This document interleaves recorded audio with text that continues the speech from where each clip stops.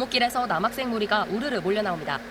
지난 3월 중학교에 입학한 지 나흘 만에 같은 반 친구에게 무차별 폭행을 당한 A군. 망막을 다치는 등 전치 4주 진단을 받고 실명 위기까지 갈 뻔했습니다. 다리를 걸어서 우리 아이를 넘어뜨리고 그 위에 이제 탔죠. 그때부터 이제 맞기 시작해가지고 한 30대 가량을 맞았거든요. 당시 함께 있던 학생들은 폭행 영상을 촬영해 주변에 유포하기도 했습니다. A군은 폭행 트라우마로 심리치료를 받으며 2달째 외출을 꺼리고 있습니다. 학교폭력위원회 심의 결과 가해 학생에겐 출석 정지 10일에 징계 처분 9호 가운데 7호에 해당하는 학급 교체 처분이 내려졌습니다. 피해 학부모는 가해 학생이 A군 바로 옆반에 배치돼 사실상 달라진 게 없는 무의미한 조치라며 울분을 터뜨렸습니다. 본인 왼쪽 반, 오른쪽 반에서 가해자가 지금 현재 있는 상태거든요. 반에 찾아와서 자극하고 그리고 또 어깨빵도 하고 욕하고.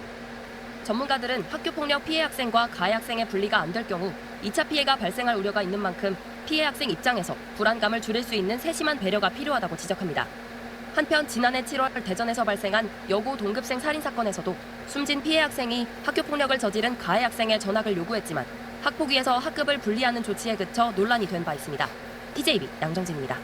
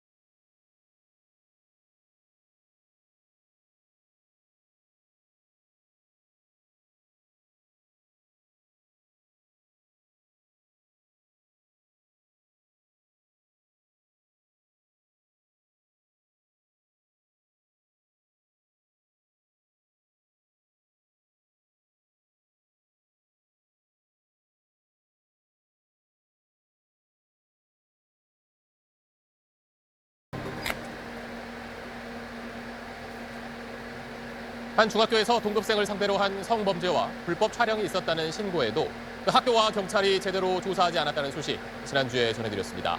저희 취재가 시작되자 경찰이 가해 학생의 집을 압수수색해서 휴대전화와 노트북을 확보하고 본격 수사에 나섰습니다. 사공성근 기자가 단독 취재했습니다. 김모양은 중학교 3학년 때인 지난해 남자친구였던 동급생 A군에게 강제추행을 겪었고 성폭행까지 당할 뻔했다고 선생님께 알렸습니다. 하지만 졸업할 때까지 아무 조치도 없었습니다. 김양 부모가 항의하고서야 지난 3월 학교폭력위원회가 열렸고 경찰 수사도 시작됐습니다. 그러나 학폭위에선 경찰 수사를 보겠다며 판단을 유보했고 경찰은 물증이 없다며 사건을 종결했습니다. A군이 다른 여학생의 사진과 영상을 불법 촬영해 유포했다는 의혹도 제기됐지만 이 부분은 조사조차 하지 않았습니다. SBS 취재가 시작되자 경찰은 기존 수사가 부실했던 것을 인정하고 재수사에 나섰습니다. 경찰은 지난주 A군의 집을 압수수색해 휴대전화와 노트북 등을 확보했습니다. 강제추행과 불법 촬영 의혹 등에 대한 증거 확보에 나선 겁니다. 그런데 재수사가 시작되기 직전 A군의 부모가 불법 촬영물이 유포된 단체 대화방에 있었던 다른 학생을 회유하려 했던 정황이 포착됐습니다. A군의 부모는 대화방에 있던 아들 친구에게 이 일과 관련해 물어보는 사람이 있으면 아무 말도 안 해줬으면 좋겠다는 메시지를 보냈습니다. 숨길 게 없으면은 굳이 그렇게 할 필요가 있을까요? 정말 결정적인 증거가 될 수 있는데 그거를 막겠다는 거는 이 범죄 자체를 덮어버리겠다는 의도죠. A군도 대화방에 있던 다른 친구에게 나도 뿌릴 내용이 많다는 압박성 메시지를 보내 입단속을 한 걸로 전해졌습니다. 경찰은 피해자 조사를 진행한 뒤 학교 관계자와 친구들을 상대로 사실관계 확인에 나설 방침입니다. SBS 사공성근입니다. 광주에서 한 중학생이 교무실을 찾아가 교사에게 흉기를 휘둘렀습니다. 수업 지도에 불만이 있다면서 이런 일을 벌인 겁니다. 그런데 학교 측은 찾아온 경찰을 그냥 돌려보냈고 그 피해 교사를 사건 당일에 계속 정상 근무하도록 했습니다. KBC 임경섭 기자의 단독 보도.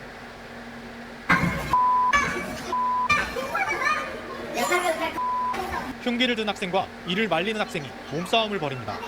주변에 있던 학생과 선생님들이 힘을 합쳐 겨우 흉기를 빼앗습니다. 광주의 한 중학교에서 3학년 A군이 난동을 부린 건 지난 27일 오후 3시쯤. 한 선생님의 수업 지도에 불만을 품고 교무실을 찾아가 이 같은 짓을 벌였습니다.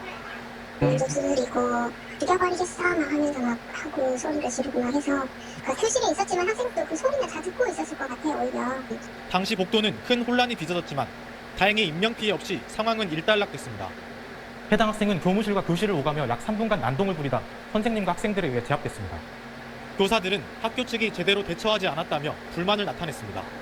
사건 발생 2시간이 지나서야 한 학부모의 신고를 받고 찾아온 경찰들을 학교 측은 자체적으로 조사할 사안이라며 돌려보냈습니다. 또 사건 당일 피해 교사에 대해 별도의 보호 조치 없이 정상 근무하도록 했습니다. 저번 주는 그런 상황은 전혀 설명이 없으셨어요. 저희 교사들 매우 궁금했지만 그런 어떠한 상황 설명을 듣지는 못했어요. 학교 측은 경찰 신고가 누락된 건 실수였고 해당 학생에 대해서는 교육청에 보고해 징계 절차가 진행 중이라고 해명했습니다. 학생의 흉기 난동에 학교 측이 안일하게 대응하면서 교사와 학생 모두 큰 마음의 상처를 입게 됐습니다. KBC 임경섭입니다. 네, 이번엔 PC방에서 담배를 피운 미성년자를 점주가 경찰에 신고하자 점주를 밀치고 도망쳤다고 하는데요. 이러면 안 되는 거죠. 예, 이 내용은 최근에 온라인에 올라온 글인데요. 자신을 PC방 점주라고 밝힌 A씨는 흡연실에 들어가니 미성년자로 보이는 남성 2명이 흡연을 하고 있었다라고 당시 상황을 전했습니다. A씨가 다가가 학생이냐고 묻자 이들은 생년월일이 나온 휴대전화를 내밀었는데요. 그가 운영하는 PC방은 휴대전화 인증을 해야 이용할 수 있어서 카운터에서 인증 정보를 확인할 수 있었습니다. 그러나 이들 중 한 명이 미성년자라는 사실을 확인한 A씨가 신분증을 보여달라고 요청하자 남성은 신분증이 없다고 말했는데요. 거짓말이라고 확신한 A씨가 경찰에 신고해서 확인하면 되겠냐고 재차 물었지만 남성은 끝까지 성인이라고 잡아댔습니다. A씨가 결국 경찰에 신고를 하자 이들은 황급히 자리로 돌아가 도망치려고 시도했는데요. A씨가 도주를 제지하자 그들은 A씨를 밀치며 욕을 하고 나갔다고 주장했습니다. A씨는 고소를 해야 할지 그냥 넘어가야 할지 누리꾼들에게 조언을 구하기도 했습니다. 흉기 난동 피해 교사는 5일간의 특별 휴가가 끝나는 오는 5일 학교에 나가야 해 걱정이 앞섭니다. 가해 학생의 분리 조치가 끝나고 등교하는 시점과 일치하기 때문입니다. 다행히 학생 측이 체험학습을 신청해 학교에서 마주칠 일은 발생하지 않게 됐습니다. 교권 침해 사안에 학교 측이 내릴 수 있는 징계 조치가 최초 7일간 분리 조치를 제외하면 사실상 없는 탓입니다. 반면 학교 폭력에 대해서는 학교장은 분리 조치 이외에도 10일 이내에 출석 정지를 내릴 수 있습니다. 교권을 침해한 학생에게 전학과 학급 교체, 봉사 등 더 강한 처분을 내리려면 교권보호위원회를 열어야 합니다. 하지만 교권보호위원회는 사건 발생 21일 이내에 개최하도록 해 즉각적인 결정은 어렵습니다. 향후 교육청에서는 피해 교원의 회복을 위해 상당 기관 연계나 법률 지원 등 보호 조치를 실시하고 지역 교권보호위원회를 개최하여 학생 조치 등을 시행할 예정입니다. 또 이번 일처럼 흉기 난동이 발생해도 교권 침해 사건은 경찰 신고 의무가 없습니다.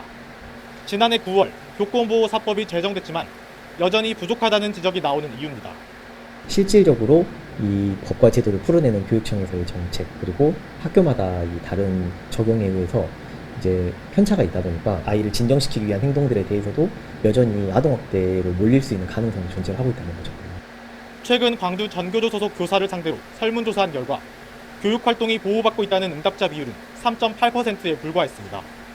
교육 현장에서 교사를 보호하기 위해 제정된 교권보호사법이 현장에서는 제대로 작동하지 않고 있습니다. KBC 임경섭입니다. 지난달 25일 대전의 한 상가 1층 화장실을 이용하던 A씨. 화장실 칸막이 밑으로 그림자가 지는 것을 확인하고 깜짝 놀라 위를 보니 누군가 휴대전화를 화장실로 밀어넣어 촬영을 하고 있었습니다. 당황한 A씨가 화장실 앞을 서성이다 건물 복도에서 용의자를 붙잡았는데 앳된 초등학교 6학년 학생이었습니다. 그 문 위에서 봤던 카메라 모양과 개수와 그 케이스였던 거죠. 그래서 제가 이렇게 손목을 잡고서 아 너네 하고서 관리사무소에 같이 갔죠. 또 초등학생은 A씨에게 촬영을 시도한 건 맞지만 바로 도망가느라 찍지는 못했다며 처음이니 봐달라고 사정까지 했습니다. 학원들이 주로 입점해 있는 이 건물에서는 이전에도 불법 촬영 범죄가 있었던 것으로 전해졌습니다. 학원 선생님들이 영어가 때문에 하던 일이 있어가지고 화장실 모르기로 다 받았느라. 현장에서 학생을 인계받은 경찰은 휴대전화를 압수해 포렌식 수사를 하고 있으며 촬영 여부와 추가 범행 여부 등을 확인하고 있습니다. 하지만 혐의가 입증되더라도 형사처벌을 받을지는 미지수입니다. 화장실 앞에 붙어있는 불법 촬영 경고문이 무색하게 이번에 붙잡힌 용의자가 만 14세 미만 촉법 소년이기 때문입니다. 지난 4월 제주도에서도 학교 여자 화장실을 불법 촬영한 중학생이 촉법 소년이라는 이유로 보호 처분을 받는 등 처분은 솜방망이 수준에 그치고 있습니다. 촉법 소년 나이를 낮추고 처벌을 강화해야 한다는 목소리도 나오지만 법 개정은 여전히 국회 문턱을 넘지 못하고 있습니다. 나이가 어리다는 이유로 처벌이 약해 범행을 모방하거나 다시 범행을 저지르는 악순환이 잇따를 수 있는 만큼 촉법 소년 연령을 하향해 경각심을 갖게 해야 한다는 주장이 커지고 있습니다. TJB 전유진입니다. 학교에서 교감에 뺨을 때리고 또 침을 뱉었던 초등학생이 이번에는 자전거를 훔쳤다는 신고가 경찰에 접수됐습니다. 경찰은 아동 학대 혐의로 고발된 그 학생의 보호자를 조만간 불러서 조사하기로 했습니다. 김덕현 기자. 자전거를 끌고 가려는 아이를 한 남성이 막아섭니다. 훔친 것 아니냐고 다그치자 아이는 엄마가 사준 거라고 둘러댑니다. 이거 엄마가 똑같이 사주셨는데? 어머, 진짜 우리 엄마한테 누굴까? 그러더니 자신을 막는 사람들에게 달려들며 위협적인 행동을 합니다. 아이는 출동한 경찰에게도 훔친 게 아니라고 강변했습니다. 이거 돈 보여. 어디 가요? 이거 진짜 엄마가 사주신 거야. 그제 저녁 8시쯤 전북 전주시 완산구의 한 도로에서 한 초등생이 다른 학생의 자전거를 타고 다닌다는 신고가 경찰에 접수됐습니다. 이 초등생은 지난 3일 무단 조퇴를 막는 교감에게 욕설을 하면서 뺨을 때린 영상이 공개돼 출석 정지 처분을 받은 학생입니다. 신고자는 A군이 다른 학생의 자전거를 타고 돌아다닌다는 소식을 한 학부모한테 전해 듣고 A군을 발견해 신고했습니다. 신고자가 A군의 왼쪽 뺨에 상처를 발견하고 이유를 묻자 A군은 엄마가 때렸고 아침밥도 주지 않았다고 주장했습니다. 경찰 조사 결과 해당 자전거는 A군이 훔친 걸로 드러났지만 초등학교 3학년으로 형사 미성년자여서 정식으로 입건하지는 않았습니다. 초등학교 입학 이후 3년간 인천과 익산, 전주 등에서 7개 학교를 옮겨 다닌 A군 측은 문제가 발생할 때마다 교사의 부당 지도와 아동학대를 주장해온 걸로 알려졌습니다. 경찰은 관할 교육지원청에서 A군의 보호자를 교육적 방임에 의한 아동학대 혐의로 고발함에 따라 조만간 불러 조사할 계획입니다. SBS 김덕현입니다. 충남 아산에서 한 중학생이 같은 반 친구에게 폭행을 당해 전치 4주의 진단을 받았습니다. 학교 측은 가해 학생에게 학급 교체 처분을 내렸는데 바뀐 반은 바로 옆교실이었습니다. TJB 양정진 기자입니다.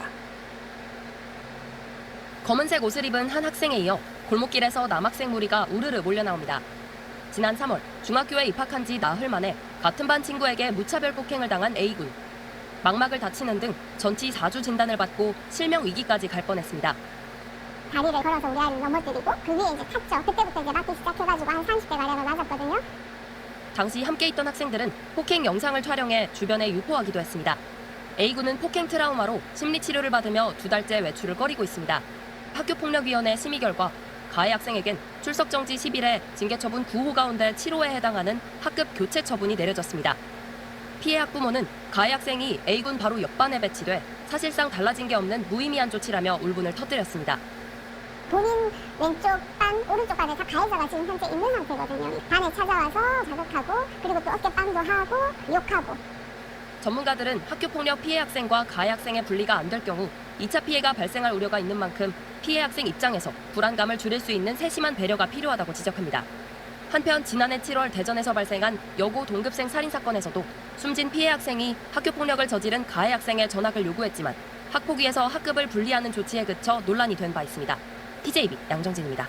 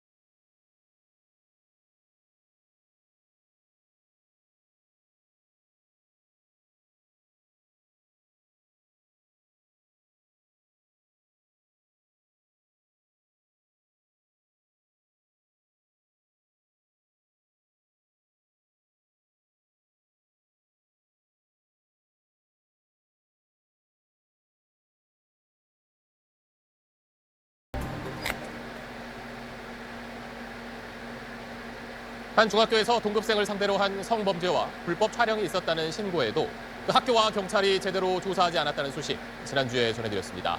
저희 취재가 시작되자 경찰이 가해 학생의 집을 압수수색해서 휴대전화와 노트북을 확보하고 본격 수사에 나섰습니다. 사공성근 기자가 단독 취재했습니다. 김모양은 중학교 3학년 때인 지난해 남자친구였던 동급생 A군에게 강제추행을 겪었고 성폭행까지 당할 뻔했다고 선생님께 알렸습니다. 하지만 졸업할 때까지 아무 조치도 없었습니다. 김양 부모가 항의하고서야 지난 3월 학교폭력위원회가 열렸고 경찰 수사도 시작됐습니다. 그러나 학폭위에선 경찰 수사를 보겠다며 판단을 유보했고 경찰은 물증이 없다며 사건을 종결했습니다. A군이 다른 여학생의 사진과 영상을 불법 촬영해 유포했다는 의혹도 제기됐지만 이 부분은 조사조차 하지 않았습니다. SBS 취재가 시작되자 경찰은 기존 수사가 부실했던 것을 인정하고 재수사에 나섰습니다.